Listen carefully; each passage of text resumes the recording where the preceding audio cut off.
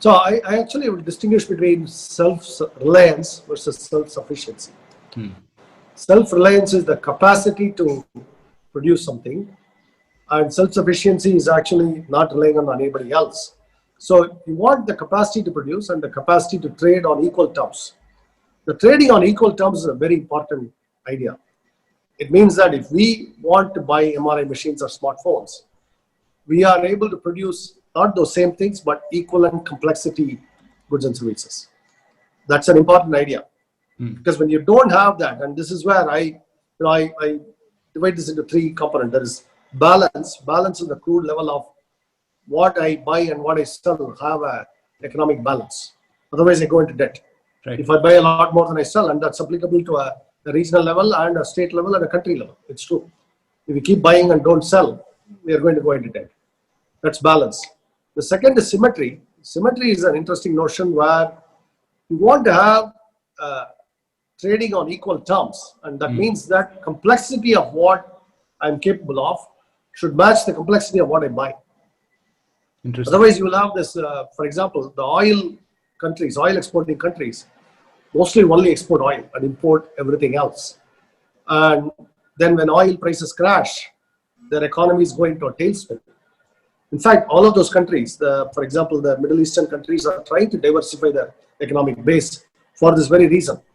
And diversifying means more symmetry, meaning we buy complicated goods and we have to be able to sell some complex goods.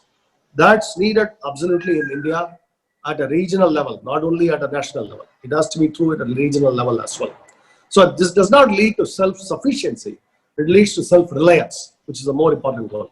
Atmanirbhar is really self-reliance expressed, and I fully support this idea, and this is actually extremely important.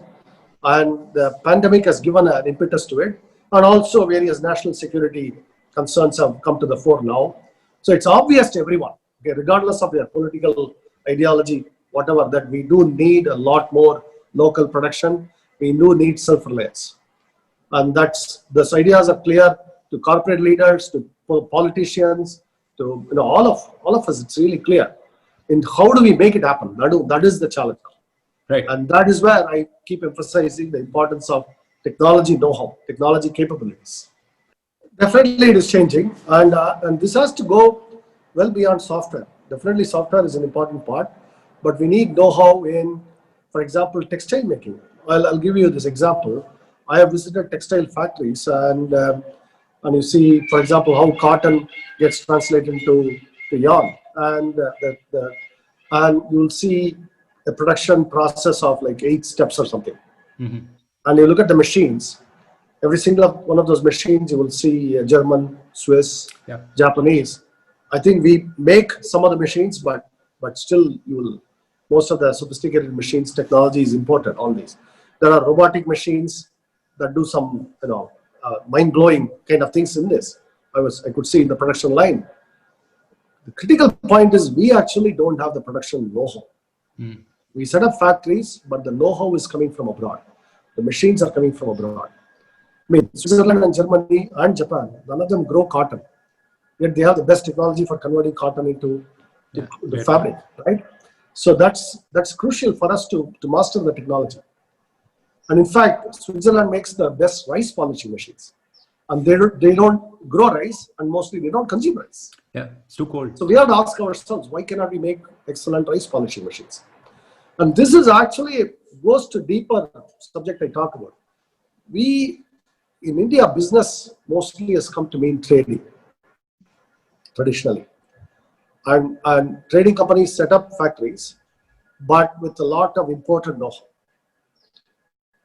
And we have to move beyond that and figure out how to acquire the know-how ourselves and how to improve the know-how. For example, in a textile factory, the next production process might be involve maybe 9 steps, or maybe it will combine some steps. But who is figuring that out?